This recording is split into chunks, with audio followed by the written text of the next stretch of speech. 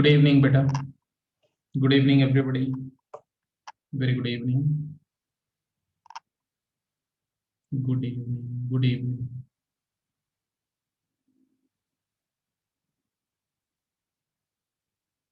तो last class में हम लोग क्या कर रहे थे? सेक्शन फार्मूला के एप्लीकेशंस कर रहे थे। ये जो क्वेश्चन सामने डिस्प्ले हुआ इसको कर गए थे?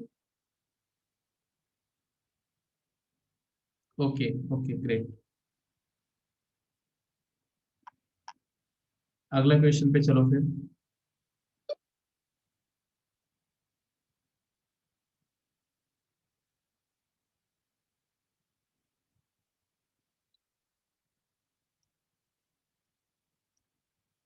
हाँ जी, ये क्वेश्चन फटाफट वर्कआउट करो।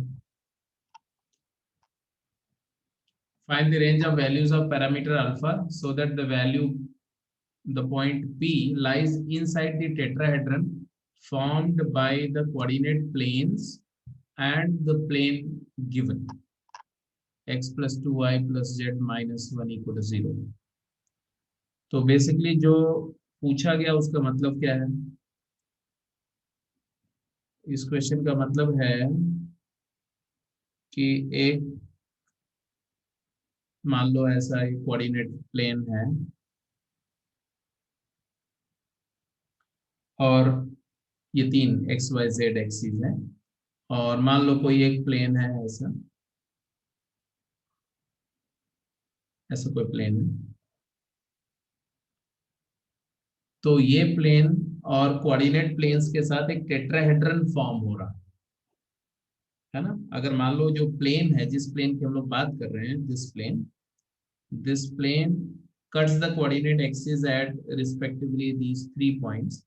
कि मान लो प्लेन एक्स एक्सिस को ए पर कट कर रहा है, वाई एक्सिस को बी पर कट कर रहा है, और जेड एक्सिस को सी पर कट कर रहा है।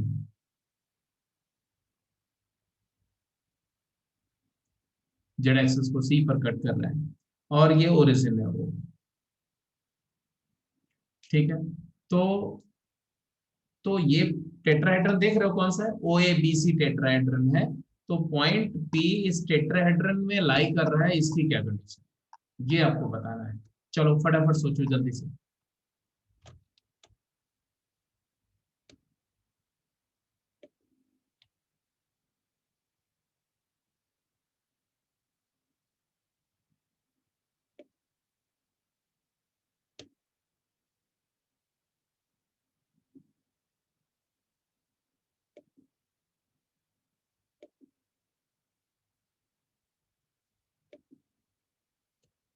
Yes Dishant, good evening. बोलो बेटा, कुछ बोलना है दिशांत?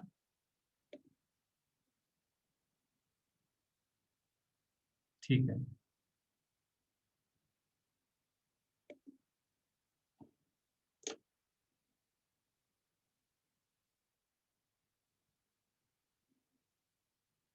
हाँ जी, ट्राई करना है इसीलिए दिया, और किस लिए दिया है?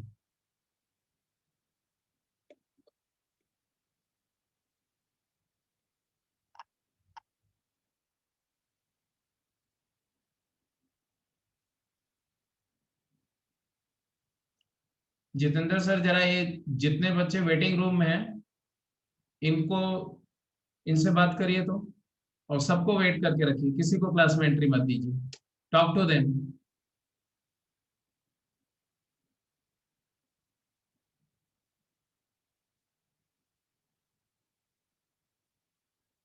ये सभी लोगों ने क्लास को मजाक बना के रखा हुआ है।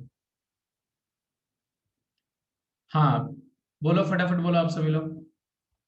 क्या करेंगे, कैसे करेंगे, सोचो।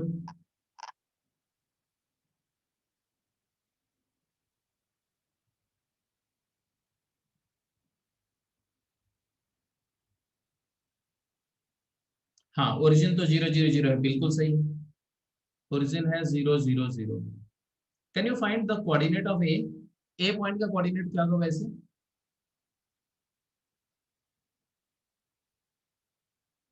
बोल रहे हैं find the range of values of parameter alpha so that this point lies inside the tetrahedron form by the coordinate planes and this plane. तो ये प्लेन है तुम्हारा, ये वाला प्लेन है P इक्वल टू 0, जिसकी हम बात करें, ये वाला। तो ये प्लेन में देखो, तो ये पॉइंट, ए पॉइंट का कोऑर्डिनेट क्या होगा? y और z कोऑर्डिनेट तो 0 होगा, तो x की वैल्यू क्या होगी 1, तो 1 0 0। ये पॉइंट का कोऑर्डिनेट क्या हुआ, बी पॉइंट का कोऑर्डिनेट क्या हुआ, तो बी पॉइंट में x कोऑर्डिनेट 0 होगा और z कोऑर्डिनेट 0 होगा, y कुछ होगा, तो x और z को 0 पुट करो बेटा, तो x और z को 0 पुट करो, तो 2y is 1, y is half, 0 half 0। हाँ, और सी पॉइंट का कोऑर्डिनेट लोगे तो सी का x 0, y 0, z कुछ होगा, z क्या होगा, तो z 1 होगा। अब आप मुझे बताओ कि क्या कंडीशन होनी चाहिए that the point lies inside the tetrahedron. Tetrahedron के अंदर लाई करने के लिए, to lie inside the tetrahedron,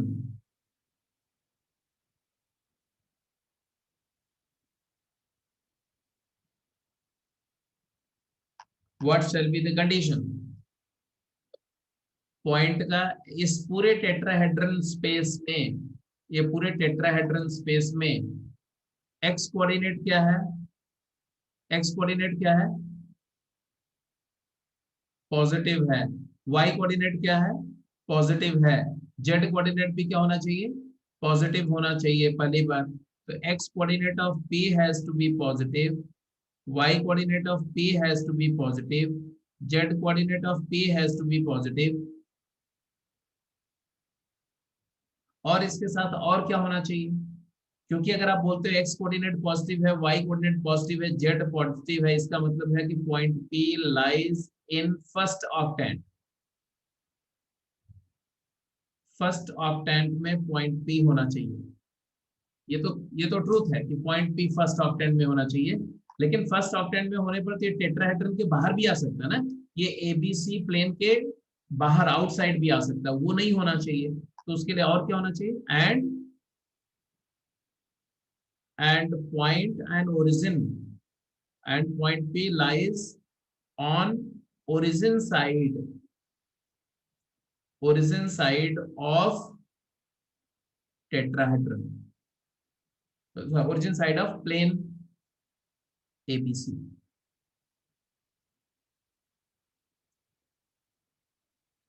ये बात सबको समझ में आ रही कि नहीं, ये जो लाइन मैंने लिखी, इज दैट क्लियर और नॉट, ये समझ में आ जाएगा तो you be able to answer. सारे बच्चे इस पर अपना ओपिनियन देंगे।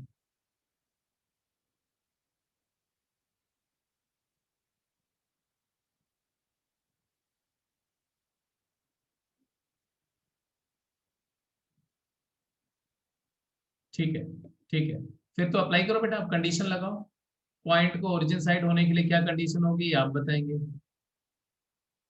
सबको बात समझ में आ गई तो यस बोलो और फटाफट क्वेश्चन करो, क्या करना है जी।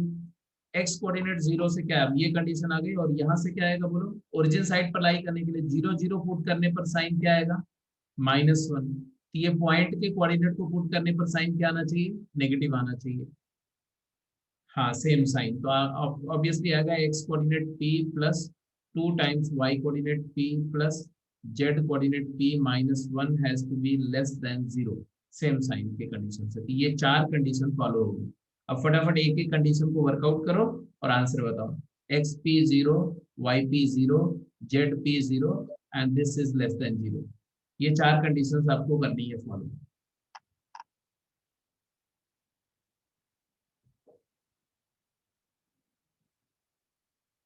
ठीक है, तो ये चारों कंडीशन को फॉलो करो।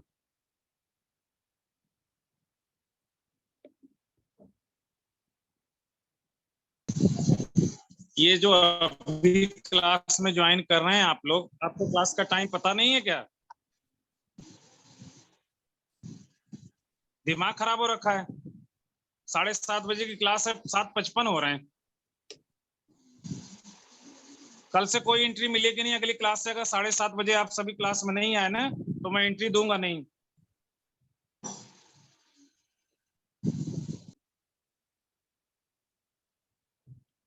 अब देखो फटाफट इसको अप्लाई करो, मतलब 1 घंटे की क्लास पूरी की पूरी खराब हो जाती है ना ये पूरे डिस्कशन में। पूरे पूरे 1 घंटे में क्या हुआ, कोई क्वेश्चन नहीं सॉल्व हुआ।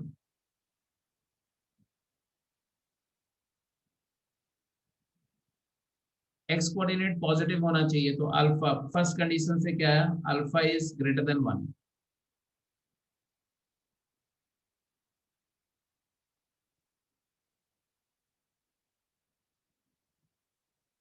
ये मैं अभी बताता हूँ क्यों, अभी मैं बता देता हूँ, डोंट वरी।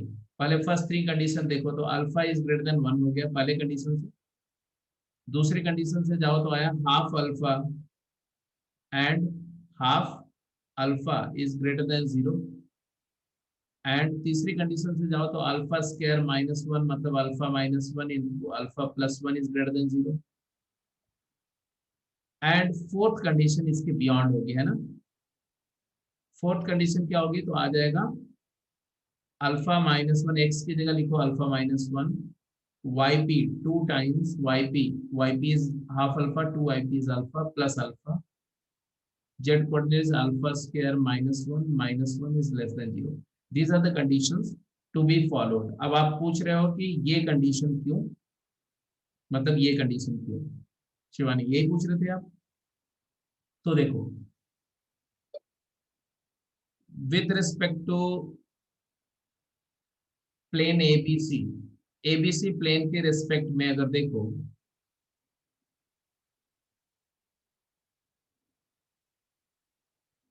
प्लेन एबीसी के रिस्पेक्ट में अगर देखो,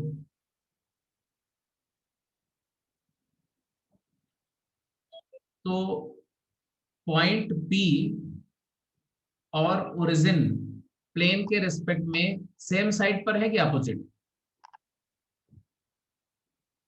तो since point P and origin lie on same side with respect to plane, तो लास्ट क्लास में क्या सीखा था आपने, same side means same sign. इसका मतलब है कि इस प्लेन के एक्सप्रेशन का साइन 0 0 0 पुट करने पर जो आएगा वही इस पॉइंट के कोऑर्डिनेट पुट करने पर आएगा।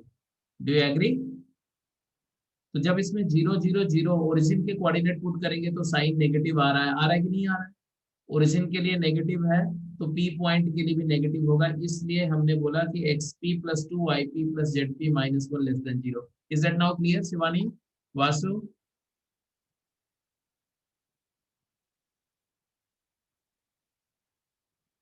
ठीक है, अब सॉल्व कर लो बेटा। यहाँ से अल्फा 1 से बड़ा है यहाँ पर, तो यहाँ पर आया alpha belongs to -1 to 1 except -1 to 1 everything, मतलब minus infinity to -1 union 1 to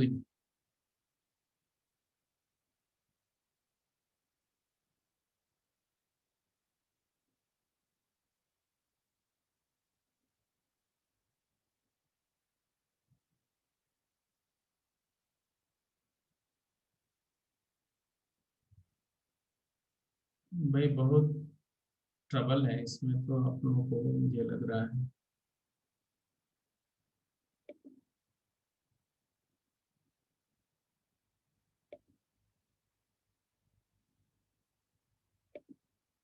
कौन बताएगा एक्सपी नेगेटिव क्यों नहीं हो सकता।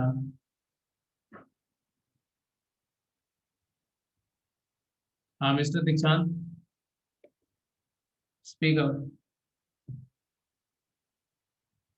ये जो प्लेन का इक्वेशन था, ये प्लेन एक्स एक्सिस को पॉजिटिव साइड पे कट कर रहा है, वाई एक्सिस को भी पॉजिटिव साइड पे कट कर रहा है, जेड को भी पॉजिटिव पे कट कर रहा है। ये समझ में आ रहा है कि नहीं। दीक्षांत अनम्यूट करो, बात करो। Yes sir. तो फिर तुम्हारे इक्वेशन का क्या मीनिंग है जो तुमने पूछा। सर पी नेगेटिव साइड भी तो हो सकता है, मतलब प्लेन के। अरे यार, टेट्राहेड्रन का मतलब समझ में आता है आपको। ये प्लेन इस कोऑर्डिनेट प्लेन के साथ में टेट्राहेड्रन बना रहा है, तीनों प्लेन के साथ में, वो समझ में आ रहा है कि वो भी नहीं समझ में आ रहा है। यार नहीं समझ में आ रहा है, मुझे तो लग रहा है कि बिल्कुल नहीं समझ में आ रहा है। एक फेस टेट्राहेड्रन का ये है, दूसरा फेस टेट्राहेड्रन का ये है, और तीसरा बेस वाला फेस ये। क्या आप टेट्राहेड्रन को देख पा रहे हो। Yes sir.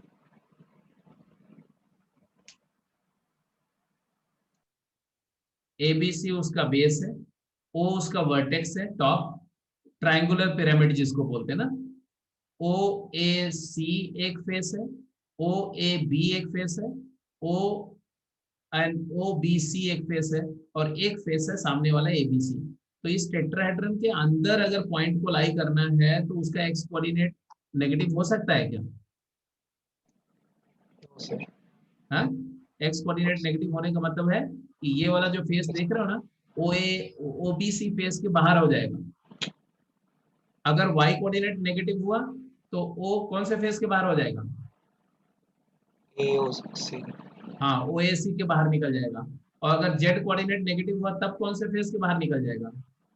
ए ओ बी हाँ, बेस, ये वाला बेस, नीचे वाला फेस एक्स वाई प्लेन के नीचे चला जाएगा, ओ ए बी के नीचे चला जाएगा। और अगर ये क्वांटिटी पॉजिटिव हो गई तब क्या होगा? तब ए बी सी फेस के बाहर आ जाएगा, ऐसे आउटसाइड आ जाएगा। तो इस वजह से ये तीनों कंडीशन, चारों कंडीशन फुलफिल होना जरूरी है। Is that clear now? Yes sir तो फाइनल आंसर क्या है? ये तीनों का फाइनल सोल्यूशन क्या है? Alpha belongs to 1 to infinity, और इसका सोल्यूशन क्या है दिया है? Alpha square plus 2 alpha minus 3 less than 0। Factor हो रहा है, अल्फा प्लस 3 अल्फा माइनस 1,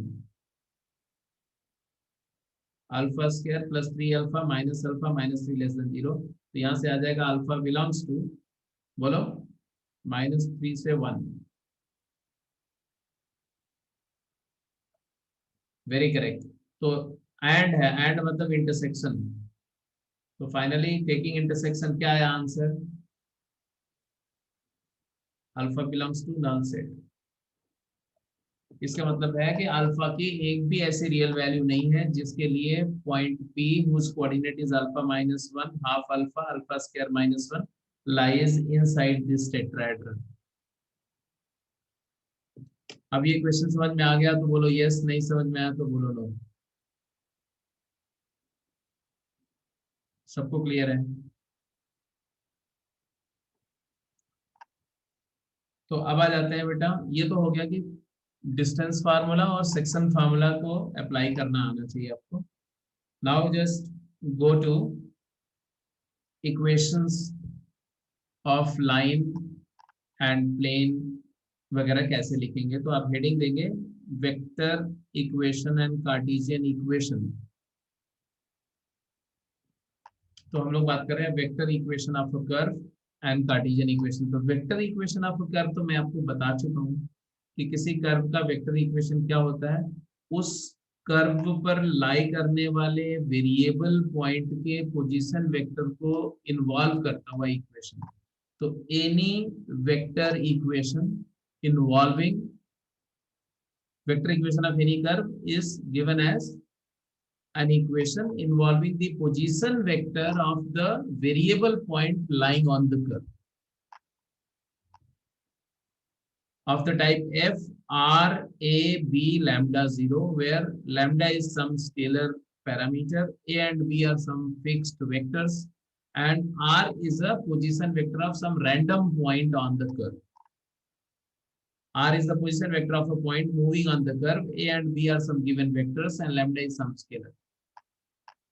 तो सीधी सीधी बात ऐसे बोलना कि उस कर्व पर, मतलब वो कर्व एक लाइन हो सकती है, वो कर्व एक सर्कल हो सकता है, वो कर्व एक कोई भी कर्व हो सकता है 3D स्पेस में, वो एक सरफेस हो सकता है, वो एक स्फीयर हो सकता है।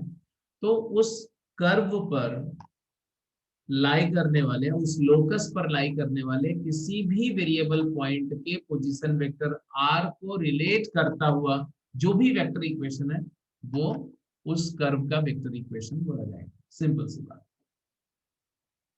जैसे हमने बोला था कि r dot n equal to D, है ना, बताया था ना आपको। For example r dot n equal to D is vector equation of a plane, vector equation of plane whose normal vector is n। मतलब हम बोले कि अगर एक प्लेन है, ऐसा एक प्लेन है और इस प्लेन के नॉर्मल एक वेक्टर अगर मैं आपको दे दूं n, ऐसा, तो इस प्लेन का वेक्टर इक्वेशन ऐसा होगा r dot n equal to D. क्यों होगा, क्यों ऐसा होगा? तो उसके लिए मैंने बोला कि देखो ऐसा सिंपल सी बात है कि मान लो इस प्लेन में एक पॉइंट है p, इसका पोजीशन वेक्टर है r, और सपोज करो कि इसी प्लेन में एक और पॉइंट है a,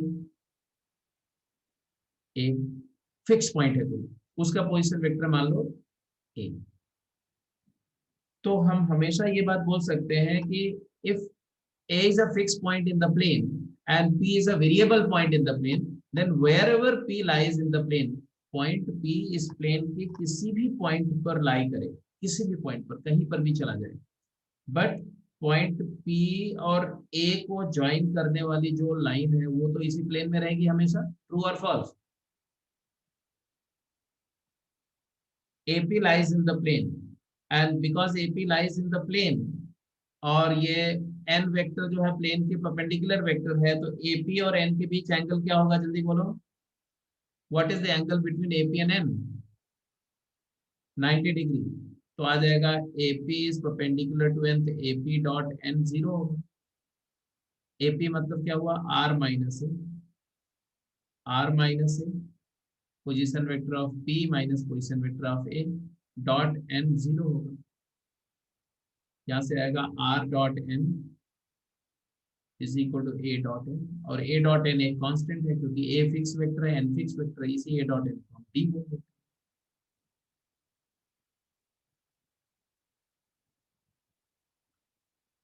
अच्छा, यहीं से ये भी पता चल जाता, देखो ध्यान से, कि अगर मैं इसको x y z ले लूँ इस पॉइंट को, और इस पॉइंट को ले लूँ x1 y1 z, ध्यान से सुनो, n वेक्टर को ले लूँ a I cap plus b j cap plus c k cap, तो यही इक्वेशन क्या हो जाएगा जरा बताओ। r डॉट n क्या हो जाएगा बेटा, r डॉट n क्या हो जाएगा, ax plus B Y plus C Z. Clear है कि नहीं? ऐसे देखो, ए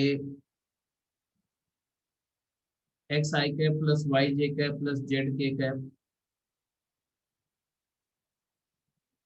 dot dot A I cap plus B J cap plus C K cap is equal to A dot N का मतलब क्या हुआ, x1 I cap plus y1 J cap plus z1 K cap, इसका डॉट भी किससे लेंगे, A I cap plus B J cap plus C K cap. तो आपके पास क्या आएगा, A X plus B Y plus C Z equal to A X one plus B Y one plus C Z one. ये constant है क्योंकि ABC given है, x1 y1 z1 given है, तो इसी को डी लिख देते हैं। तो यहाँ से ये भी प्रूव हो गया कि A X plus B Y plus C Z minus D nought equal या plus D nought equal to 0। This is the linear equation in X Y Z represent a plane. ये है कार्टेशियन इक्वेशन, ये है Cartesian equation, और ये है vector equation. अब थोड़ा समझ में आया? क्या समझ में आया कि इस प्लेन में लाई करने वाले किसी भी पॉइंट के लिए, चाहे पी पॉइंट यहां चला जाए, चाहे पी पॉइंट यहां आ जाए, चाहे पी पॉइंट यहां आ जाए, जो एपी वेक्टर हमेशा एन के परपेंडिकुलर होगा, इसलिए ये एपी डॉट एन 0 होगा। इसलिए ये इक्वेशन प्लेन पी के हर पॉइंट को सेटिस्फाई कर रहा है, हर एक पॉइंट को। तो ये जो हर एक पॉइंट को सेटिस्फाई कर रहा है वो प्लेन का लोकस हो गया। तो ये this is the vector equation. अब वेक्टर इक्वेशन से कार्टेशियन इक्वेशन कैसे मिलता है, आपने देखा बड़े आसानी से कि हर एक, if you place R vector as X I cap plus Y J cap plus Z K cap and replace all vectors in component form and then take dot and cross जो भी इक्वेशन में है उसको use करके ultimately the equation will convert to Cartesian form. So every Cartesian equation will be obtained by first finding the vector equation then converting to Cartesian form. ठीक है जी, तो vector equation सबको समझ में आ गया। इसको मैं चेंज करूं जो मैंने एक्सप्लेन किया, और थोड़ा सा ये भी समझ में आ गया आपको इस डिस्कशन से कि प्लेन का इक्वेशन कैसा होगा। प्लेन का इक्वेशन कैसा होगा, एक लीनियर इक्वेशन होगा, है ना। जैसे अगर कहीं पर भी आपको ऐसा लिखा जाए कि 2x minus Y plus Z plus 3 equal to 0, तो ये it is a plane, it is equation of a plane whose normal vector is 2i cap minus j cap plus k cap. Yes yes, तो ये इतनी समझ तो आपको vector के plane के बारे में आ गई। हालांकि प्लेन हम लोग लाइन के बाद पढ़ेंगे, बट इतनी समझ आपके लिए जरूरी थी। नाउ कम बैक, इसको लिखो कार्टेशियन इक्वेशन। मतलब ऐसा है कि एक पॉइंट है P जो इस कर्व पे मूव कर रहा है, ये ओरिजिन है, ये P का पोजीशन वेक्टर है। इसी कर्व पर एक पॉइंट मान लो A है तो उसका पोजीशन वेक्टर है। एक डायरेक्शन वेक्टर होगा जिसकी वजह से पॉइंट को हम नेविगेट करेंगे, तो वही A B P लैम्डा को इन्वॉल्व करता हुआ कोई इक्वेशन होगा। कार्टेशियन इक्वेशन क्या है वो कैसे फाइंड करते हैं वो भी लिख दो। Replacing R vector as X I cap plus Y J cap plus Z K cap, जो मैंने करके दिखाया वही मैं लिखने के लिए बोल रहा हूँ। In the obtained vector equation and comparing the scalar coefficient of linearly independent vector I cap, j cap and k cap, we get an equation involving x, y, z, and that x, y, z को involve करता हुआ जो भी equation मिलेगा उसी को बोलते हैं Cartesian equation of the plane. ठीक है, तो that f of x, y, z equal to 0 will be called Cartesian equation of plane. तो अब हम लिखने जा रहे हैं vector equation of a line, तो आप हेडिंग देंगे vector equation of a straight line, vector and Cartesian equation of a straight line.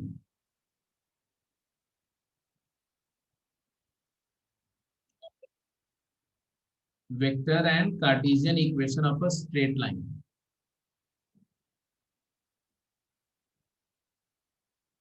जैसे मैं ऐसा दे एक क्वेश्चन दे रहा हूं आपको, ठीक है। पहले एक नॉर्मल क्वेश्चन करते हैं। जैसे मैंने बोला right the equation of straight line passing through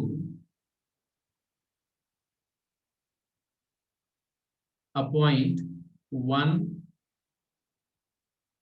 2, -1 and moving along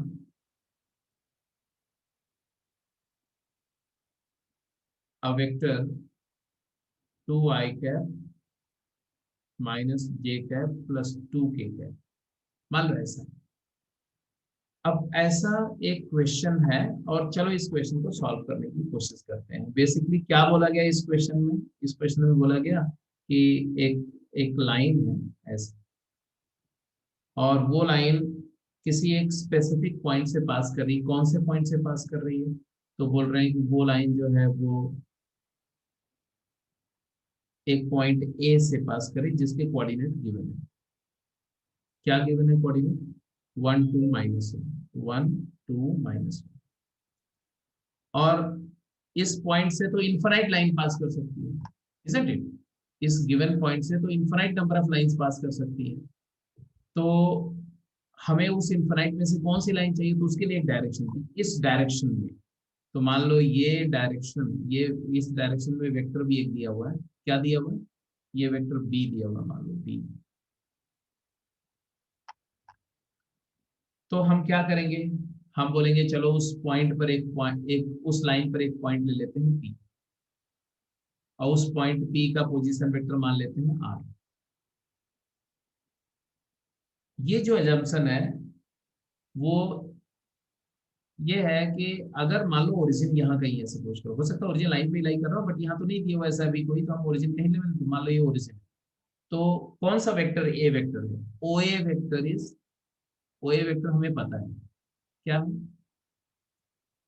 और ओपी वेक्टर हम लिखना चाहते हैं। क्योंकि अगर आप आर वेक्टर पी पॉइंट के पोजीशन वेक्टर को के लिए एक इक्वेशन लिखना चाहते हो तो आपको ओपी वेक्टर लिखना है। ओ ए वेक्टर नोन है और बी वेक्टर नोन है। तो क्या रिलेशन आ रहा है ओपी, ओ ए और बी वेक्टर में? कुछ रिलेशन दिख रहा है? सबसे पहले तो आपको ये दिख रहा है कि जो ओपी वेक्टर है, जिसको हम आर वेक्टर है, इसको अगर हम लिखना चाहते हैं तो it is OP vector, and OP vector is nothing but, क्या दिख रहा है बोलो? अरे इस डायग्राम पर ओपी वेक्टर को आइडेंटिफाई करो बेटा।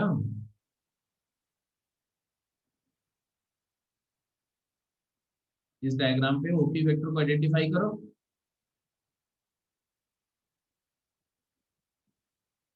अच्छा, ये कौन सा वेक्टर इक्वेशन लिख रहे हो? OP vector is OA vector plus AP vector,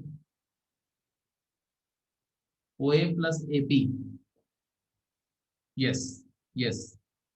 और ओए वेक्टर तो क्लियर दिख रहा है, ए वेक्टर है। ओए vector is what? I cap plus 2 J cap minus K cap. और एपी वेक्टर क्या होगा? तो एपी वेक्टर जो है वो ये वेक्टर है, ध्यान से देखो, ये वेक्टर, ये वेक्टर एपी है। और ये बी वेक्टर गिवन है, तो बी वेक्टर एपी तो वेरिएबल वेक्टर है।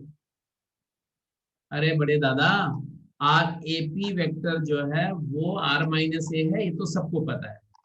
तो आप आर को आर माइनस ए लिख दोगे, आर को क्या लिख दोगे? ये तो यार अजीब बात कर रहे हो। आप बोलोगे R vector is equal to OP vector is OA vector is A vector plus R minus A vector. Does that makes any sense? ये तो हमेशा ही सही होता है। समझ आ रही बात? तो हमें क्या लिखना? एपी वेक्टर को, AP is collinear to B, AP is collinear to B, तो एपी को लिखेंगे lambda times B vector. P कहीं पर भी हो, पी यहाँ आ जाए तो भी AP collinear to B, P point यहाँ आ जाए तो भी एपी कोलिनियर टू बी, यहाँ आ जाए या पीछे की तरफ आ जाए, कहीं पर भी आ जाए, तो पी बी के कोलिनियर होगा तो पी लैम्डा टाइम्स बी होगा। लैम्डा पॉजिटिव होगा तो पी राइट वर्ड की तरफ जाएगा, लैम्डा नेगेटिव होगा तो पी लेफ्ट की तरफ आ जाएगा। तो यहां से आ गया, it is equal to I cap plus 2 J cap minus K cap plus lambda times B vector क्या था? 2 I cap minus J cap plus 2 K cap. ये आ गया तुम्हारा, इसी को बोलते हैं वेक्टर इक्वेशन ऑफ लाइन। ये वेक्टर इक्वेशन है। अभी देखो मैंने कुछ बताया नहीं आपको, सिर्फ मैंने बताया ये सिर्फ वेक्टर है और कुछ नहीं। अब दूसरा पॉइंट समझो, कार्टेशियन इक्वेशन की बात करें। कार्टेशियन इक्वेशन कैसे आएगा? तो बोल रहे हैं कार्टेशियन इक्वेशन लाने के लिए पहले आर वेक्टर की जगह आप लिख दो, ये पॉइंट क्या है? ये मूविंग पॉइंट है, एक्स वाई जेड। तो कार्टेशियन इक्वेशन का मतलब क्या होता है कि लोकस के ऊपर कोई एक्स वाई जेड मूव कर रहे हैं, तो एक्स वाई जेड पॉइंट का एक्स वाई जेड के बीच इक्वेशन। तो एक्स वाई जेड का इक्वेशन लिखने के लिए आर को क्या लिख दो? X I cap plus Y J cap plus Z K cap equal to, right side में क्या आएगा बोलो? तो आई कैप क्या है? 1 plus 2 lambda I cap and 2 minus lambda J cap plus 2 lambda minus 1 के कैप। ध्यान से सुन रहे हो? अब आप क्या बोलोगे? सिंस आप बोलोगे आई कैप जे कैप एंड के कैप लीनियरली इंडिपेंडेंट है, तो आप उनके कोएफिशिएंट को कंपेयर कर सकते हैं। तो left hand side right hand side से आप कोएफिशिएंट को कंपेयर कर लो। x is equal to 1 plus 2 lambda, y is equal to 2 minus lambda, z equal to 2 lambda minus 1। तो कंपेयरिंग द कोएफिशिएंट क्या आया? x is equal to 1 plus 2 lambda, y is equal to 2 minus lambda, z is equal to 2 lambda minus 1। आ गया? इतना आ गया कि नहीं? अब यहां से दो बातें यहां समझ आएंगी। एक बात तो ये समझ में आया कि इस लाइन पर लाई करने वाले किसी भी पॉइंट का कोऑर्डिनेट हम ऐसा लिख सकते हैं 2 lambda plus 1 comma 2 minus lambda comma 2 lambda minus 1। एक तो ये इंपॉर्टेंट पॉइंट हुआ। दूसरा यहीं से आउटकम आया कि लैम्डा क्या है? तो lambda can be written as x minus 1 upon 2। It can also be written as y minus 2 upon minus 1. It can also be written as z plus 1 by 2. And please notice, ये जो आपने equation finally देखा, इसको बोलते हैं बेटा, इसको बोलते हैं Cartesian equation of straight line.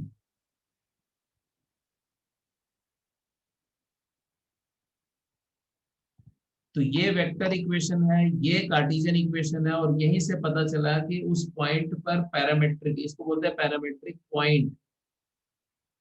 Parametric coordinate of line, parametric point on the line, P on the line.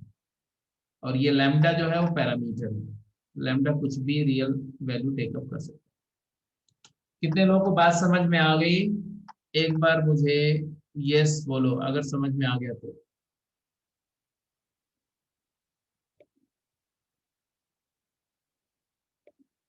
हाँ, अगर समझ में आ गया तो इसके बाद तो सब स्ट्रेट लाइन में और कुछ है ही नहीं, बस इतना ही सा कॉन्सेप्ट है।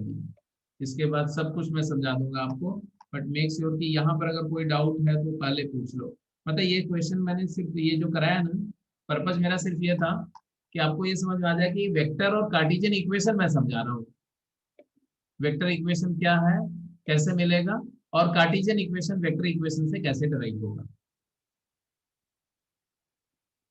Can I change this slide? Excuse me sir, note कर लिया आपने? Excuse me sir. हाँ बोलो। सर एपी वेक्टर को हम ये भी तो लिख सकते हैं, एपी का मैग्नीट्यूड इनटू बी कैप, उसे रिप्लेस कर सकते हैं लैम्डा की जगह, मतलब लैम्डा बी रख। एपी का मैग्नीट्यूड कैसे मिलेगा तुम्हें? सर ये एक्स वाई जेड तो हमने सपोज कर ही रखी है। तो एक्स वाई जेड ही निकालना है और तुम एक्स वाई जेड को ही यूज कर लोगे। अगर A is a fix point, X Y Z is a variable point, तो this magnitude is it a fix point? Magnitude will be fixed or variable, variable.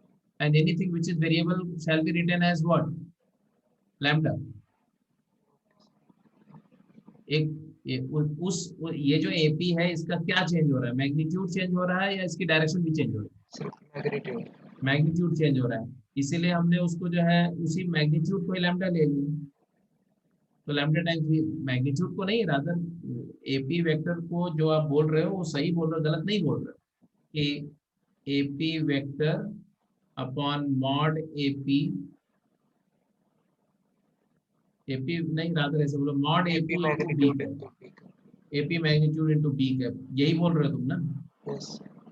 हाँ, तो इसमें कोई बुराई नहीं, वो तो है ही। लेकिन AP मैग्नीट्यूड को क्या लिखोगे? AP मैग्नीट्यूड को हम लैम्डा नहीं लिख रहे हैं, हम AP मैग्नीट्यूड को लैम्डा नहीं लिख रहे हैं, क्योंकि अगर हम AP मैग्नीट्यूड को लैम्डा लिखेंगे तो यहाँ पर लैम्डा टाइम्स बी कैप लिखना पड़ेगा। जब इसको बी कैप कर दोगे ना, यहाँ पर बी के बजाय बी कैप कर दोगे, तब लैम्डा की जो वैल्यू आएगी वही मैग्नीट्यूड AP हो जाएगी। Okay sir. ठीक, तो जब तक वहां B है तब तक AP लैम्डा के इक्वल नहीं है, लेकिन अगर B के जगह बी कैप हो गया तो जो लैम्डा होगा वही length distance of P from A हो जाएगा। चलिए जी, अब लिखिए vector and Cartesian equation of a straight line. अभी अपने आप करेंगे, अब मैं जो सिर्फ बोलूंगा इंफॉर्मेशन दूंगा, अपने आप लिखेंगे। क्वेश्चन लिखिए, क्वेश्चन मतलब कॉन्सेप्ट है। The equation of straight line, पहला केस, the equation of straight line means vector equation of straight line passing through a point A having position vector small a and moving parallel to or moving collinear with a vector B.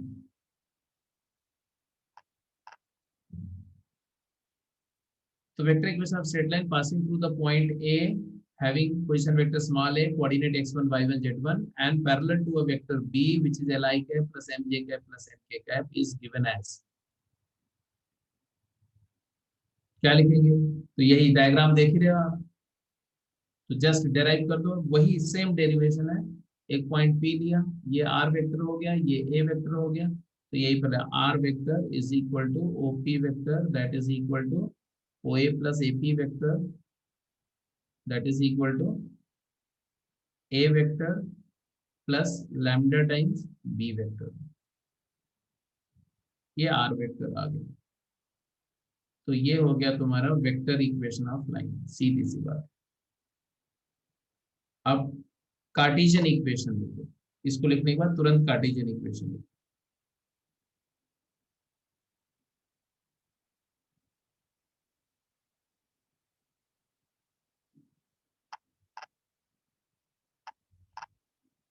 Cartesian equation क्या होगा? तो r minus ए, इसी same equation को deal करो, r minus ए lambda times B हो गया। What is r minus ए? तो आपने लिखा x minus x1 I cap क्योंकि ये ए पॉइंट क्या है, x1 y1 z1 है, और पी पॉइंट क्या है, xy z है। तो r minus as x minus x1 i cap plus y minus y1 j cap plus z minus z1 k cap इसी को लैम्डा टाइम बी वेक्टर क्या है, l i cap plus m j cap plus n k cap. यहां से आपको क्या मिल रहा है बेटा, जल्दी बोलो। x minus x1 is equal to lambda times l, सबको मिल रहा है। y minus y1 is equal to lambda times m, z minus z1 is equal to lambda times n, ये मिल रहा है सबको। इसका मतलब क्या हुआ, यहां से ये भी मिला कि x minus x1 divided by l is equal to y minus y1 divided by m is equal to z minus z1 divided by n is equal to lambda।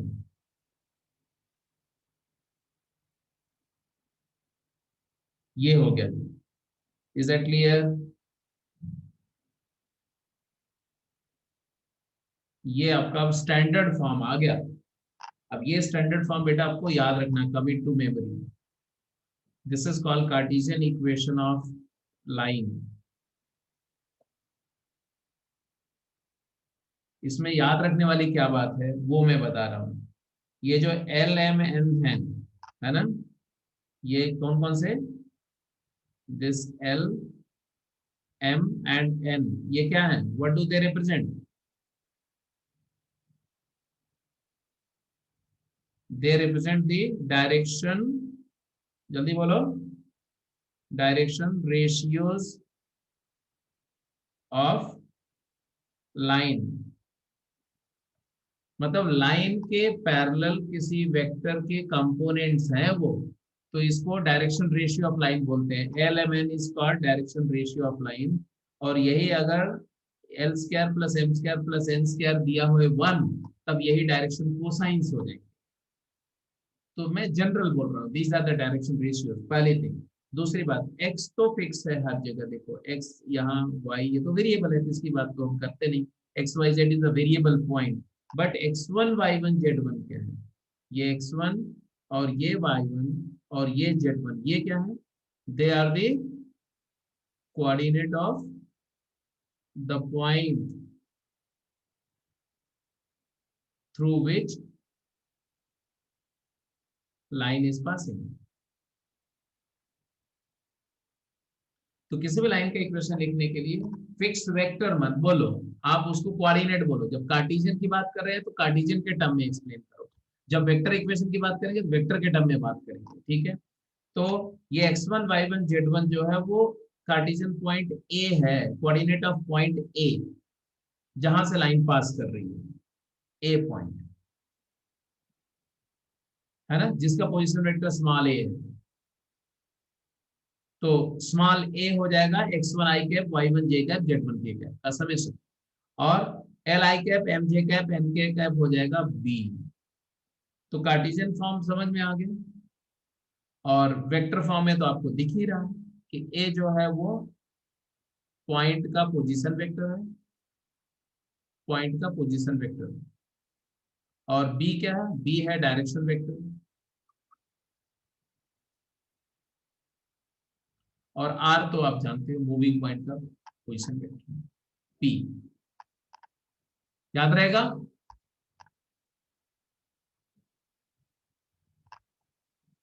चलो, अगर आपको याद रहेगा तो इक्वेशन लिखिए, डायरेक्ट लिखना आपको, ठीक है। क्वेश्चन दे रहा हूं मैं, equation of line passing through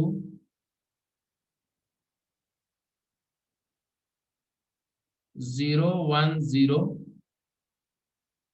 and parallel to I cap J cap I cap plus J cap plus 3k cap.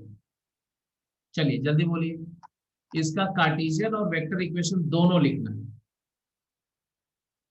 और इंडिपेंडेंट लिखना है। तो पहले कार्टेशियन इक्वेशन लिखना है, तो क्या लिखेंगे, डायरेक्ट बोलो, direct R vector equal to, बोलो, ये ए वेक्टर देगा, ये वेक्टर क्या आएगा, J cap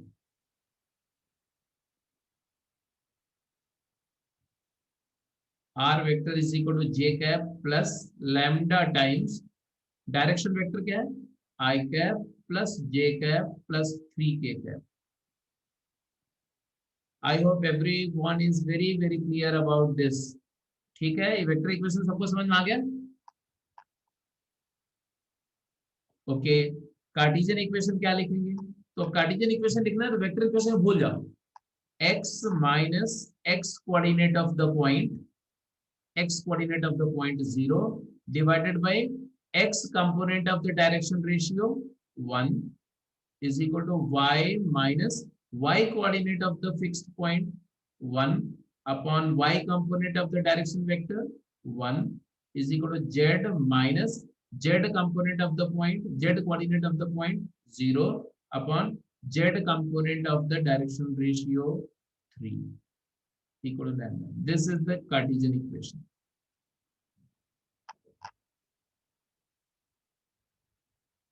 sir vector equation में जे कैप क्यों लिया सर? ए क्या है बेटा, what is A? R is equal to A plus lambda B में ए क्या है? A is the position vector of the point, A is the position vector of the point. Is that clear और not? Yes sir. जिस point से ये line पास कर रही है, जो क्वेश्चन मैंने आपको दिया, वो पॉइंट का पोजीशन वेक्टर क्या है बोलो?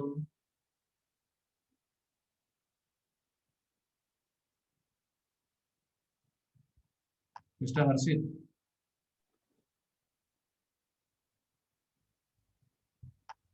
अरे बोलो यार। Equation of line passing through 0 1 0, तो 0 1 0 पॉइंट है तो उसका पोजीशन वेक्टर क्या होगा? अल्फा बीटा गामा पॉइंट है तो पोजीशन वेक्टर उसका क्या होता है? Alpha I cap plus beta J cap plus gamma K cap. तो 0 आई कैप प्लस 1 जे कैप प्लस के कैप, तो जे कैप ही तो आया। Is that okay? Yes sir. तो ये हो गया वेक्टर इक्वेशन और कार्टेशियन इक्वेशन कैसे लिखेंगे। कार्टेशियन इक्वेशन के लिए सारा मैंने करके दिखा दिया, तो आई थिंक आपको समझ में आ गया होगा। This is the Cartesian equation. X मतलब ये बार बार मैं बोल रहा हूँ, फिर से याद रखो, ये जैसे मैं बोल रहा हूँ ऐसे याद रखो। X minus X coordinate of A, A मतलब जिस पॉइंट से पास कर रहा है, upon upon what,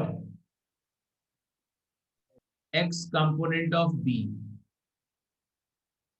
is equal to y minus y coordinate of a, इस पॉइंट जिस पॉइंट से लाइन पास करे उसका y coordinate, divided by y component of b, b मतलब b vector, b vector is equal to z minus z coordinate of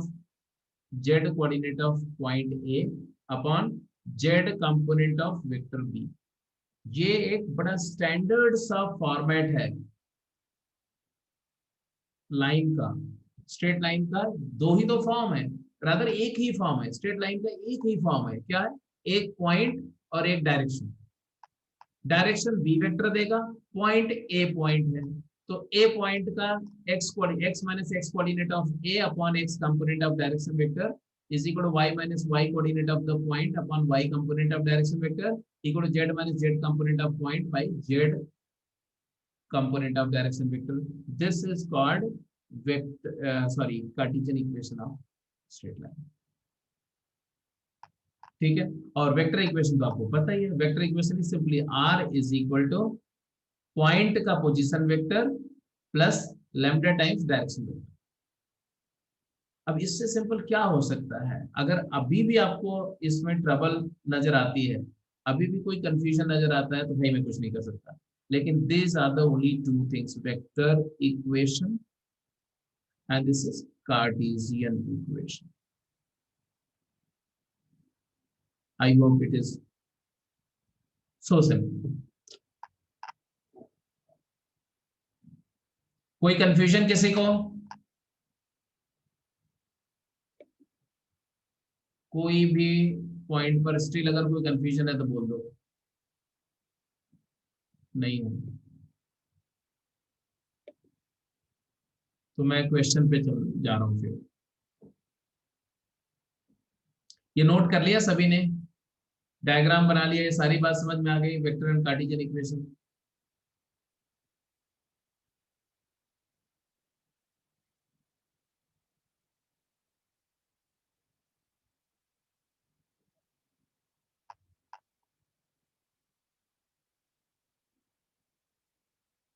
चलिए जी, अब इसी पर एक क्वेश्चन पहले देते हैं फिर समझाते हैं इस बात को।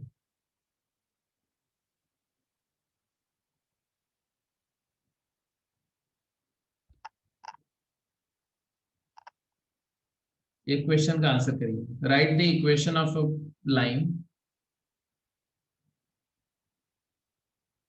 इक्वेशन ऑफ स्ट्रेट लाइन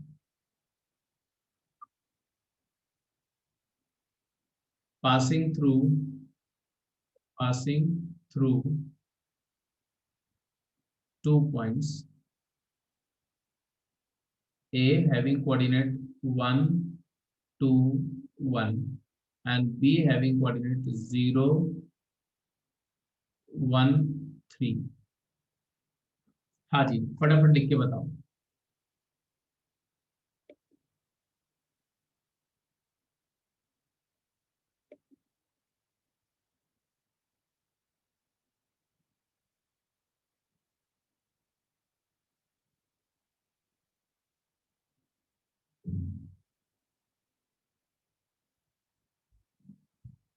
पहला क्वेश्चन ये है, आपको वेक्टर और कार्टेशियन दोनों इक्वेशन लिखनी है।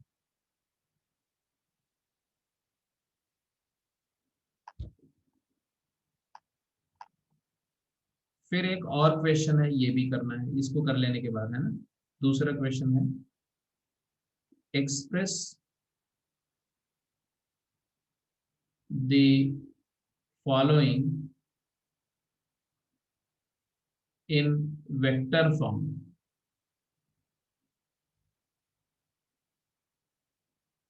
x upon 2 is equal to y plus 1 upon 1 is equal to z minus 2 upon 2। b x minus 1 upon 3 is equal to y plus 1 upon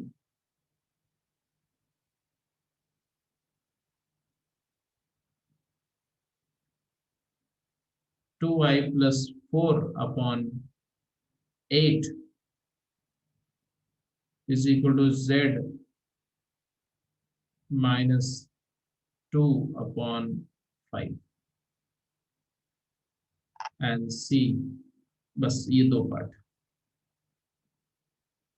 and तीसरा question, express the following equation two Cartesian form. पर यही होना चाहिए ना, equation लिखना आना चाहिए, vector form से कार्टेशियन फॉर्म में कन्वर्ट करना आना चाहिए, कार्टेशियन फॉर्म से वेक्टर फॉर्म में। तो पहला हमारा था कार्टेशियन फॉर्म दिया था, वेक्टर फॉर्म में निकालना था। अब वेक्टर फॉर्म दूंगा मैं, कार्टेशियन फॉर्म में लिखना है। दो इक्वेशन मैं लिखूंगा, r is equal to 2i cap minus 3j cap plus lambda times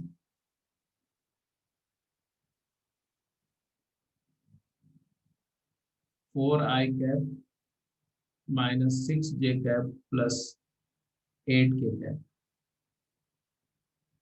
r is equal to I cap plus j cap plus k cap plus lambda times 2i cap minus 4j cap। ठीक है जी, तो आपको ये तीन equation है, question 1 question 2 question 3 फटाफट करके बताने जल्दी से।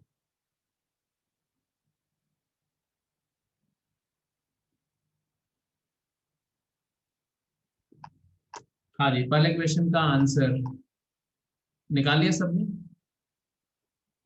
ठीक है, तो मैं एक एक क्वेश्चन में डिस्कस कर रहा हूँ क्योंकि फर्स्ट तो इतनी देर में सभी बच्चों ने कर ही लिया होगा। तो क्वेश्चन नंबर 1 का डिस्कशन देखो।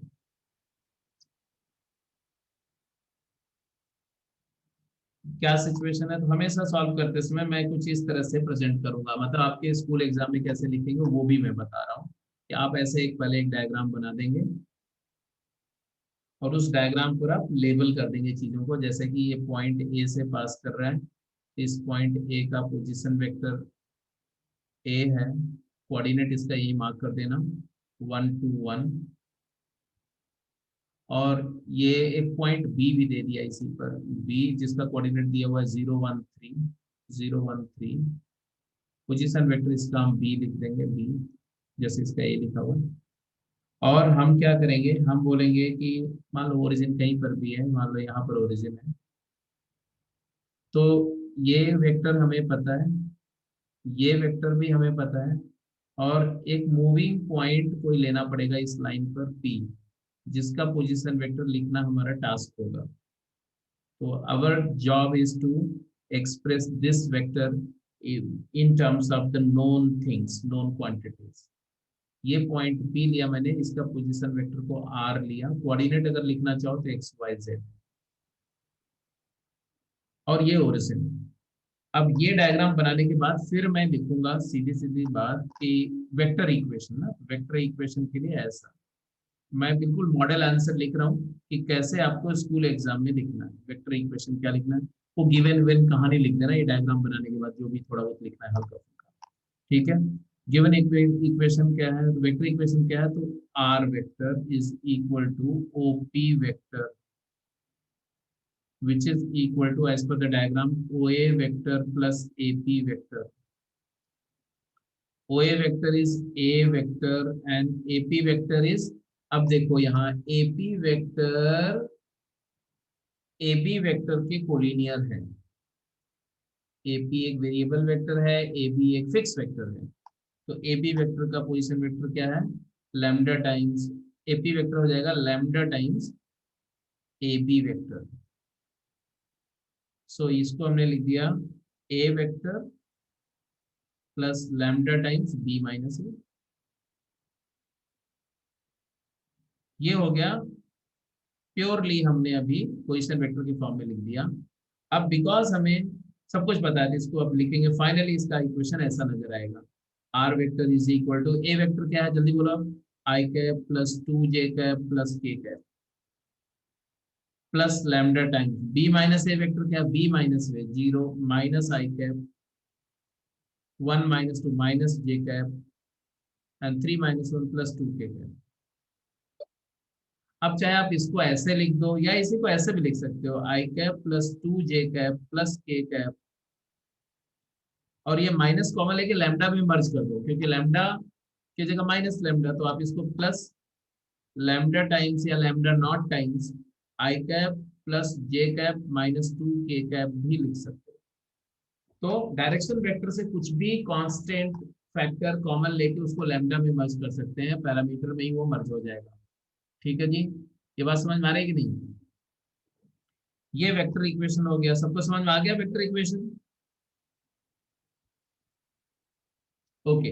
अब कार्टेशियन इक्वेशन लिखना है तो डायरेक्ट लिख दो कार्टेशियन इक्वेशन भाई, ये डायरेक्शन वेक्टर ही तो चाहिए था मुझे, डायरेक्शन वेक्टर मिल गया, तो कार्टेशियन इक्वेशन क्या होगा, चाहे r की जगह ऐसा लिख दिया x I cap plus y j cap plus z k cap is equal to this, फिर कंपेयर कर दिया तो x क्या हो जाएगा 1 प्लस लैम्डा, y क्या हो जाएगा 2 प्लस लैम्डा, z क्या हो जाएगा बोलो 1 माइनस 2 लैम्डा। तो यहां से हमें क्या मिल रहा है, कार्टेशियन इक्वेशन क्या मिल रहा है, जल्दी बोलो, x minus 1 upon 1 is equal to y minus 2 upon 1 is equal to z minus 1 upon minus 2, ये हो गया कार्टेशियन इक्वेशन। इसको मैंने बोला डायरेक्ट भी लिख सकते हैं, direction ratio of this line क्या होगी, इस क्वेश्चन को ऐसे, डायरेक्शन रेशियो ऑफ लाइन क्या होगी, जो लाइन के अलोंग वेक्टर है ए बी वेक्टर के कंपोनेंट, तो आप लिख सकते हैं 1 - 0 1, 2 - 1 1 एंड 1 - 3 -2। ये लाइन की डायरेक्शन रेशियोज हैं। और अगर ये लाइन की डायरेक्शन रेशियोज हैं तो मैंने क्या बताया था, इक्वेशन लिखने का तरीका x minus x component of the point 1 divided by x component, x minus x coordinate of the point upon x component of direction ratio 1, y minus y coordinate of the point 2 upon y component 1 is equal to z minus z coordinate is 1 upon z component -2। या इसी line को ऐसे भी लिख सकते हैं, x minus इस point को ले लो, इस पॉइंट से भी तो पास कर रही है, x minus 0 upon 1, y minus 1 upon 1, z minus 3 upon 1, sorry -2। तो आप आंसर ऐसे लिखो, आप आंसर ऐसे लिखो, ये सब कुछ ठीक है। पहला क्वेश्चन सबको समझ में आ गया? First question is okay.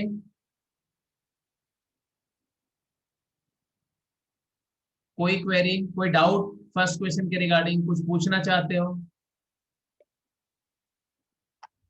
Line पर एक पॉइंट दिया हो और लाइन का डायरेक्शन वेक्टर दिया हो तो लाइन का इक्वेशन लिखना आपको आता है, कॉन्फिडेंटली बोलो।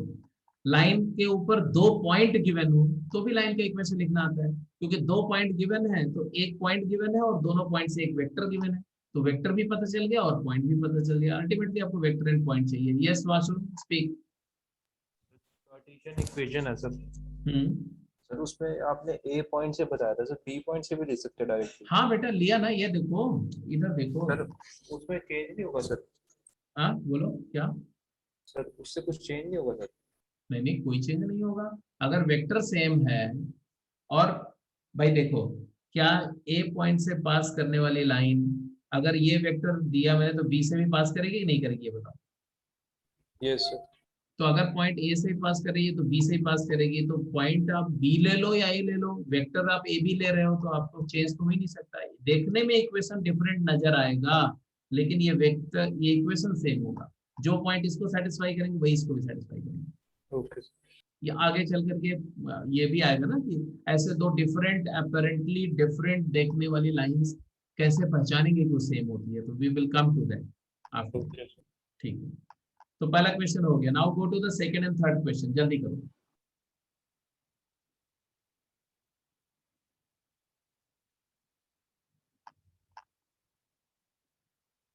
और आई होप आप ये भी समझ गए कि इस लाइन पर किसी भी पॉइंट का कोऑर्डिनेट कैसे लेते हैं। इस लाइन के ऊपर कोई भी रैंडम पॉइंट लेना तो उसको हम लेंगे lambda plus 1, 2 plus lambda, 1 minus 2 lambda. इसमें लैम्डा की वैल्यू 0 दे दोगे ना तो ये वाला पॉइंट आ जाएगा ये, और लैम्डा की वैल्यू अगर आप -1 दे दो, -1, तो ये वाला पॉइंट आ जाएगा। करके देखो, लैम्डा इक्वल टू 0 पर पॉइंट ए आ जाएगा, लैम्डा इक्वल टू -1 पर पॉइंट बी आ जाएगा, और 0 से -1 के बीच में ए बी के बीच में सारे पॉइंट आते रहेंगे। चलिए इक्वेशन नंबर 2 पर जाइए। Enough, second question.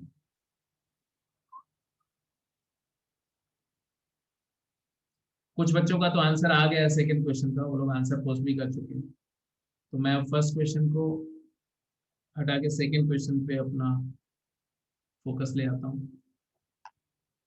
हाँ जी, कैन यू फिगर आउट, अगर मैं सेकंड क्वेश्चन की बात कर रहा हूँ तो what is the, looking at this, जैसे x by 2 है तो x minus 0 by 2 लिख सकते हैं स्टैंडर्ड फॉर्मेट बनाने के लिए, y minus -1 by 1 लिख सकते हैं, एंड z minus 2 by 2 लिख सकते हैं। तो what is point, point of line क्या आया? x minus x coordinate, x coordinate is 0, y coordinate is -1, z coordinate is 2. Is that clear? Line का पॉइंट जिसको हम ए पॉइंट बोलते हैं, है ना। And what is the direction ratio of line, drs of line. तो तो लाइन की dr क्या है 2 1 1 2 1 2 sorry 2 1 2 and therefore what is vector equation क्या होगा? तो वेक्टर इक्वेशन तो बिल्कुल सिंपल है, ठीक है। r इज इक्वल टू ये यहां से पोजीशन वेक्टर ऑफ ए आ जाएगा तो आएगा minus J cap plus 2k cap plus lambda times direction vector क्या आएगा 2i cap plus J cap plus 2k cap. Simple. ये ए पार्ट हो गया, ए पार्ट। ऐसे बी पार्ट क्या हुआ? बी पार्ट को देखो तो बी पार्ट में x minus 1/3 x coordinate of the point is 1 x component of direction ratio is 3 is equal to ये क्या हो जाएगा 2 से ऊपर नीचे डिवाइड कर दो तो y प्लस 2 मतलब y minus minus 2 divided by 4 is equal to z minus 2/5। क्या आया भाई? पॉइंट ए क्या आया 1 माइनस 2 2 और डायरेक्शन वेक्टर क्या है बी 3 4 5। तो वेक्टर इक्वेशन क्या है जी? Vector equation r is equal to बोलो position vector of A I cap minus 2j cap plus 2k cap plus lambda times B मतलब 3i cap plus 4j cap plus 5k। This is the vector equation. So given Cartesian equation, you must be very confident and very comfortable into writing, converting the equation into vector form. तो Cartesian से vector form में convert करना आ गया, clear है? अब vector से Cartesian form लिखो फटाफट जल्दी से। Vector form से Cartesian form कैसे लेकर के जाएंगे? किसका हो गया है थर्ड?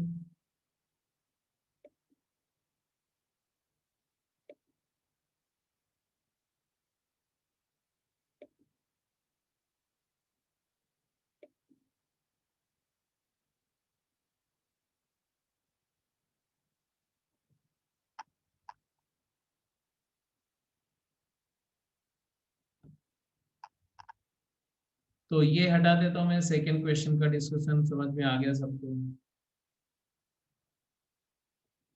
अब आ जाते हैं आंसर 3, है ना। कार्टेशियन फॉर्म लिखना है वेक्टर फॉर्म से।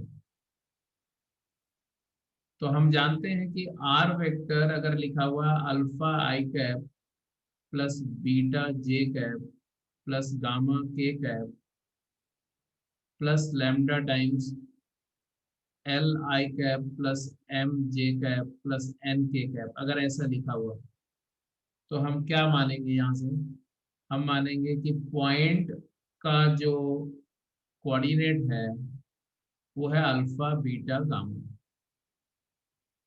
ध्यान देना, ये जो पहला वेक्टर है ये डायरेक्शन वेक्टर है, दिस इज डायरेक्शन वेक्टर। जब इधर आर है 2r है तो 2 से पहले डिवाइड करना पड़ेगा। ये पॉइंट का कोऑर्डिनेट हो गया, पोजीशन वेक्टर को कोऑर्डिनेट में कन्वर्ट कर दो और यहाँ से डायरेक्शन रेशियो क्या आएगा? डायरेक्शन रेशियोज ऑफ लाइन क्या आएगी? तो ये जो डायरेक्शन वेक्टर है ना इसके कंपोनेंट का सिंपलेस्ट फॉर्म ले लो, मतलब कुछ कॉमन फैक्टर है तो उसको लैम्डा में डाल देना तो आ जाएगा L M N.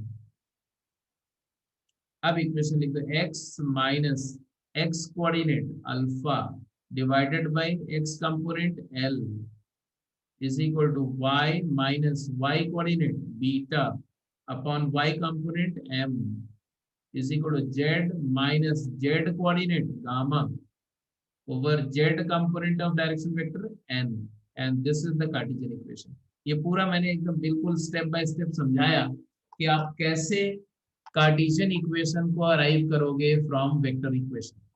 For example अगर मैं आता हूं इस क्वेश्चन पे r vector is equal to 2i cap minus 3j cap plus 0k cap, है ना, and plus lambda times 4i cap minus 6j cap plus 8k cap.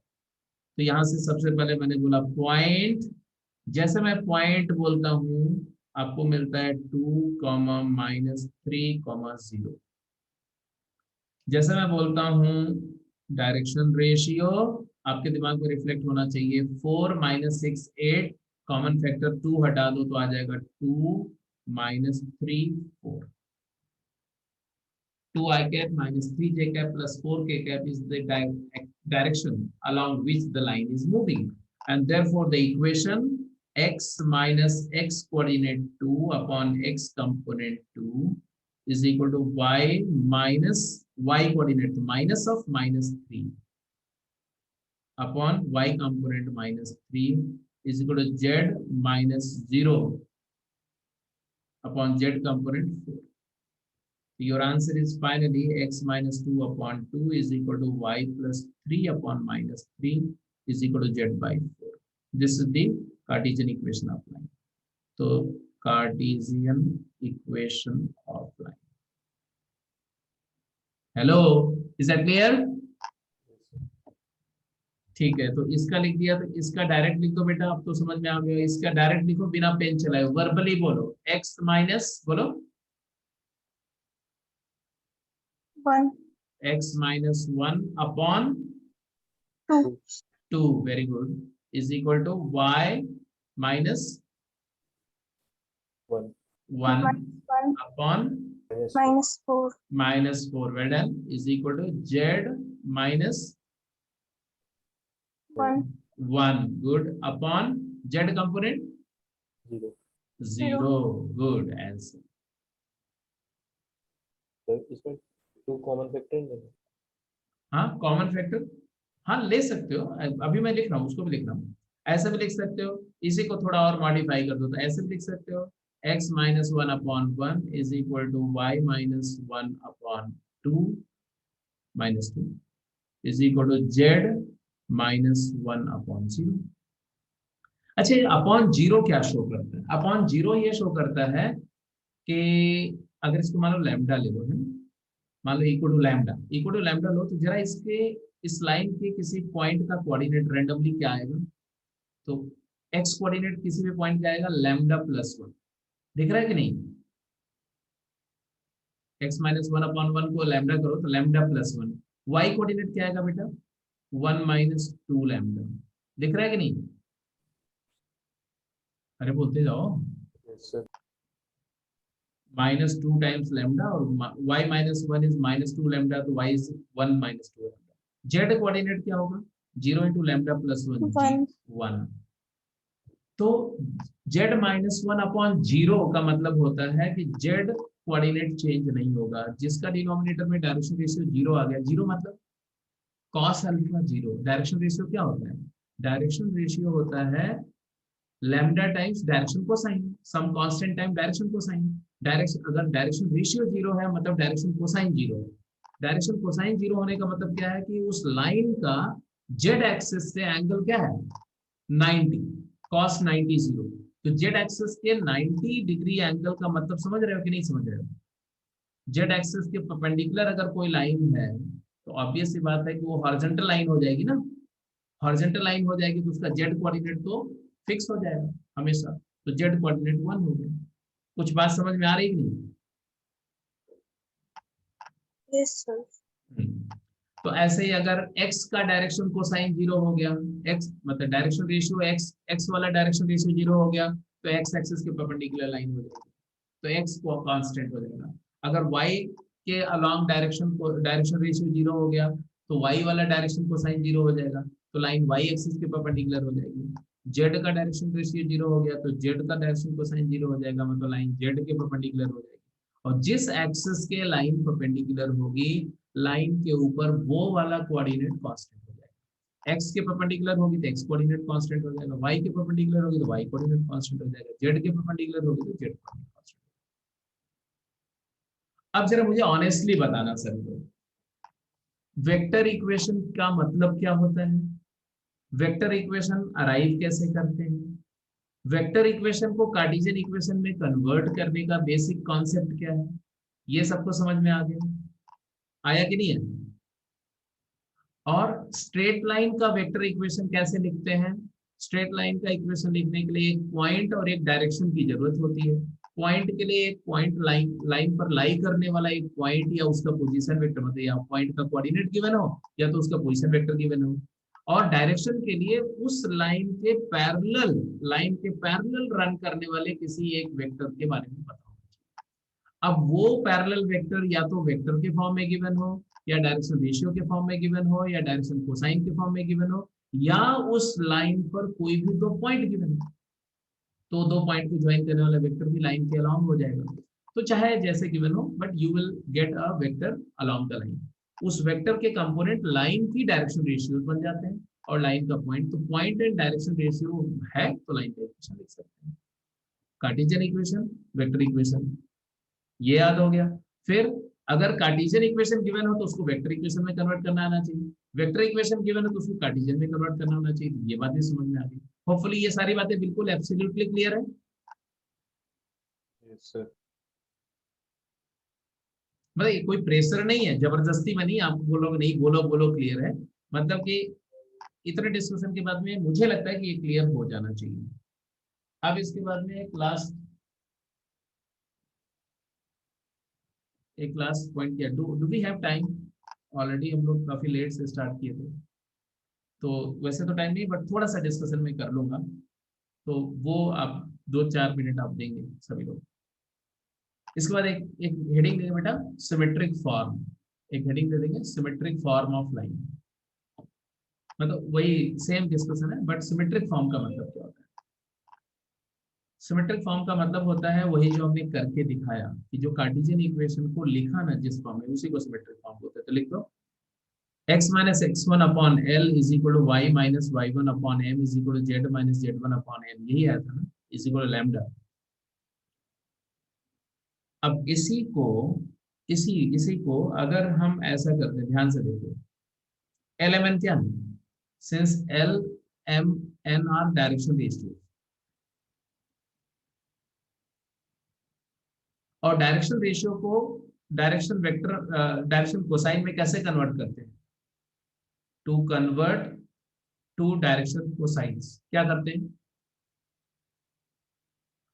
Divide by under root of L square plus M square plus N square. याद आया कुछ? किसी भी vector को के component को डायरेक्शन कोसाइन में कन्वर्ट करने के लिए मॉड से डिवाइड करते हैं, है ना? तो root L square plus M square plus N square से डिवाइड करेंगे। तो डिवाइड ऐसे करते हैं, ध्यान से सुनो। यहाँ पर हम ऐसे लिख दिए, root of L square plus M square plus N square. तो एल डिनोमिनेटर में डिवाइड करना मतलब न्यूमरेटर में मल्टीप्लाई करना, तो बेसिकली ऐसा करना। यहाँ पर भी under root L square plus M square plus N square कर दिया, यहाँ पर भी root of L square plus M square plus N square कर दिया, और यहाँ पर लिख दिया root of L square plus M square plus N square. Agreed or not? जल्दी बताओ। जो पहले इक्वेशन लिखा था, जो अभी लिखा हुआ, दोनों में कोई फर्क है क्या? कोई फर्क नहीं है, क्योंकि इसको न्यूमरेटर में ले जाओगे तो दोनों साइड के न्यूमरेटर कैंसिल। मतलब मैंने दोनों साइड में क्या मल्टीप्लाई किया? Root of L square plus M square plus N square से पूरे इक्वेशन को मल्टीप्लाई कर दिया, फिर ऐसे लिख दिया। अब बेटा ये क्या हो गया? What does this become?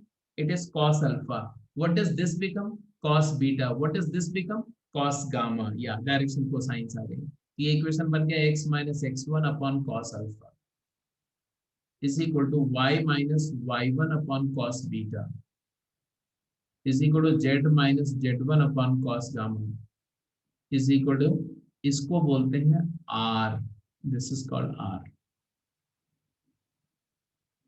अब मैं समझा रहा हूं कि ये r क्या है।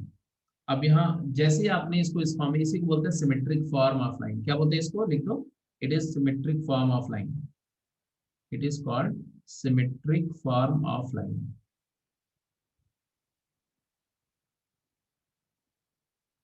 अब यहाँ R का क्या सेंस है ये मैं आपको एक्सप्लेन कर रहा हूँ, ये समझ लो तो आज की क्लास का कंटेंट मेरा कंप्लीट हो गया। ऐसे देखो आप, ओके जी। अगर मान लो ये पॉइंट है A पॉइंट, जिसका कोऑर्डिनेट है x1 y1 z1। अगर ये पॉइंट है P पॉइंट जिसका कोऑर्डिनेट है XYZ, और इस AP वेक्टर की डायरेक्शन कोसाइंस क्या है? डायरेक्शन कोसाइंस है cos alpha, cos beta, cos gamma, क्योंकि डायरेक्शन कोसाइंस यूनिक होती है ना, किसी भी डायरेक्शन में एक यूनिक होते हैं। तो ये डायरेक्शन कोसाइंस है जो आपने लिखा है। Now if I say that एक वेक्टर लिख दिया मैंने,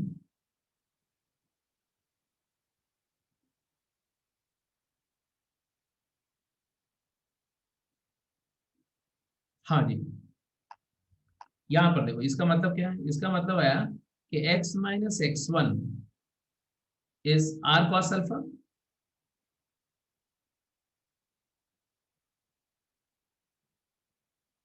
x minus x1 is r cos alpha, और y माइनस y1 क्या है? r cos beta, and z minus z1 क्या हो जाएगा? r cos gamma. अब मैं जो समझा रहा हूं उसको ध्यान से सुनो। Can you say that r is the distance between A and B?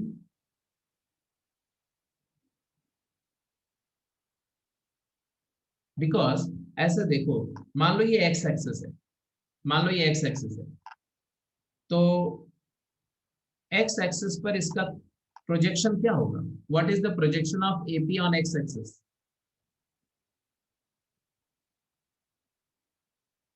भाई x एक्सिस ये है, और x एक्सिस पर परपेंडिकुलर ड्रॉप करो आप A पॉइंट से, ये पॉइंट हो जाएगा x1 0 0, और अगर x एक्सिस पर P पॉइंट से प्रोजेक्शन ड्रॉ करो, प्रोजेक्शन मतलब नॉर्मल, तो ये पॉइंट हो जाएगा x 0 0। तो ये जो शैडो बनेगी इस लाइन की x एक्सिस पर, वो यही तो बनेगी। This is the shadow on x axis, do you agree or not? और इसी शैडो को प्रोजेक्शन बोलते हैं, और ये प्रोजेक्शन x माइनस x1 होगा, और ये r cos अल्फा है। इसका मतलब क्या है?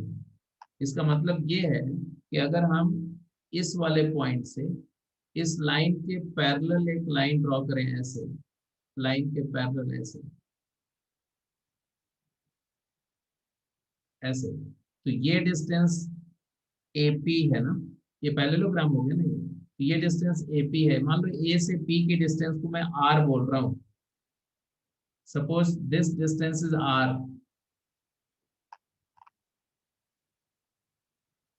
ये डिस्टेंस मान लो R है पूरी, तो ये भी R हो गया, और ये एंगल कितना है? x एक्सिस से लाइन का एंगल कितना है? अल्फा, तभी ना x का डायरेक्शन कोसाइन अल्फा हो गया। तो ये r cos अल्फा हुआ कि नहीं? जल्दी बोलो। और यही x माइनस x1 है, तो ये बात डायरेक्शन पता चल रहा है, x minus x1 is r cos alpha. Same अगर y एक्सिस पे जाके देखो, तो ये x कंपोनेंट है, ये प्रोजेक्शन ऑन y है, ये प्रोजेक्शन ऑफ z है, ये r cos alpha, r cos beta, r cos gamma. इसका मतलब ये बिल्कुल क्लियर है कि AP इज R। तो R डिनोट्स, जैसे आपने ये डिनोमिनेटर में डायरेक्शन रेशियो से डायरेक्शन कोसाइन बनाया, तो ये जो राइट हैंड साइड की क्वांटिटी है R डिनोट्स क्या? R denotes the distance of moving point P, जिसका पोजीशन वेक्टर R है, from fixed point A x1 y1 z1। तो जब तक ये ऑर्डिनरी लैम्डा है और ये नॉर्मल डायरेक्शन रेशियोज है, तब तक ये नहीं बोल सकते। लेकिन जैसे ही डायरेक्शन रेशियो को डायरेक्शन कोसाइन में कन्वर्ट करोगे, मतलब जैसे ही आप इक्वेशन को सिमेट्रिक फॉर्म में ले जाओगे, तो उस केस में जो राइट हैंड साइड में ये लैम्डा की जगह ये वैल्यू जो आएगी, ये वैल्यू का अपना एक ज्योमेट्रिक मीनिंग हो जाएगा। ये वैल्यू अब क्या डिनोट करने लगेगी कि ये फिक्स्ड पॉइंट ए से ये मूविंग पॉइंट के बीच की अलजेब्राइक डिस्टेंस है। ये डिस्टेंस नहीं, रादर इसको बोलो अलजेब्राइक डिस्टेंस, ज्यादा बेटर बोलेंगे अलजेब्राइक डिस्टेंस। अलजेब्राइक डिस्टेंस का मतलब क्या है? अल्जेब्राइक डिस्टेंस का मतलब है कि ये पॉजिटिव भी हो सकती है और नेगेटिव भी हो सकती है। मतलब अगर r पॉजिटिव है इसका मतलब है कि P लाइज ऑन फॉरवर्ड रे फ्रॉम A, और अगर r नेगेटिव है बेटा इसका मतलब है कि P लाइज ऑन बैकवर्ड रे फ्रॉम A, क्योंकि लाइन तो दोनों साइड जाएगी ना A के, बैकवर्ड रे फ्रॉम A, तो ये इधर से पीछे की तरफ चला जाएगा ऐसे। तो अगर पॉइंट P पीछे है, जैसे मान लो P के R की वैल्यू -1 आ गई, मतलब P lies on backward projection, backward extension at a distance 1 unit, और अगर R 1 आ गया तो P is 1 unit away on forward direction from A along the vector and reverse direction of vector, ऐसे बोलो। बात समझ में आ गई कि नहीं आई? ठीक है जी, तो इसको मैं नेक्स्ट क्लास में दोबारा भी रिवाइज कर दूंगा, बट अभी के लिए इतना सफिशिएंट है। क्या मैंने बताया मैं दोबारा रिकॉल कर दे रहा हूँ ये, ठीक है। नेक्स्ट क्लास में फिर से रिवाइज करूंगा कि पहले हम डायरेक्शन रेशियो को डायरेक्शन कोसाइन में कन्वर्ट करेंगे, तो लैम्डा की जगह जो आएगा lambda times root L square plus M square plus N square, उसको हम आर बोलते हैं। And R is the distance of point P X Y Z from A x1 y1 z1, क्योंकि अगर AP को r ले लो तो x component r cos alpha हो जाएगा, और y कंपोनेंट AP वेक्टर का y कंपोनेंट जो होगा वो r cos बीटा होगा, और AP वेक्टर का z कंपोनेंट जो होगा r cos गामा हो जाएगा। तो x minus x1 upon L is equal to y minus y1 upon m is equal to z minus z1 upon n for lambda. Any point on this can be written as, वो तो पहले ही आप जानते हो, lambda L plus x1 lambda m plus y1 lambda n plus z1। यहाँ पर lambda कोई भी पैरामीटर है। अगर ये पॉइंट, अगर लाइन yz प्लेन को, जैसे कहीं क्वेश्चन में पूछ दिया कि लाइन yz प्लेन को कट कर रही है, yz प्लेन का मतलब x कोऑर्डिनेट 0, तो ये x कोऑर्डिनेट को 0 कर देना, तो वहां से लैम्डा आ जाएगा। ऐसे अगर लाइन जो है किसी जेड प्लेन को कट कर रही है, तो जेड में y 0 होता है तो y को 0 कर देना, तो लैम्डा की वैल्यू y माइनस y1/m आ जाएगी। तो लैम्डा डिटर मतलब पॉइंट डिसाइड कर सकते हैं, हम पता कर सकते हैं कि जो लाइन का इक्वेशन गिवन है, ये लाइन किसी प्लेन को कहाँ कट कर रही है, xy प्लेन को कहाँ मीट कर रही है, yz प्लेन को कहाँ मीट कर रही है, जेड प्लेन को कहाँ मीट कर रही है, किसी स्फेयर या सर्कल को कहाँ मीट कर रही है। जब लाइन का किसी भी लोकस के साथ इंटरसेक्शन चाहिए होगा, तो आप लाइन पर ऐसे एक रैंडम ऐसा पॉइंट ले लेना और उसको उस लोकस में पुट कर देना, वहां से सॉल्व करके लैम्डा आ जाएगा, लैम्डा आ जाएगा तो पॉइंट ऑफ इंटरसेक्शन के कोऑर्डिनेट्स आ जाएंगे। तो आज के लिए इतना सफिशिएंट है। नेक्स्ट क्लास में हम लोग ये पॉइंट को, सिमेट्रिक फॉर्म को जस्ट रिकॉल करते हुए और क्वेश्चंस करेंगे, ठीक है जी। तो अभी मैं बता दूंगा कि आपको आज के डिस्कशन के अगेंस्ट में क्या क्या करना है, ठीक है। टेक्सचुअल एक्सरसाइज 2 कंप्लीट कर सकते हैं, टेक्सचुअल एक्सरसाइज 2 कंप्लीट कर सकते हैं। गेम में भी आप सेकंड गेम कर सकते हैं, अभी मैं ग्रुप पे मेंशन कर दूंगा, ठीक है बेटा।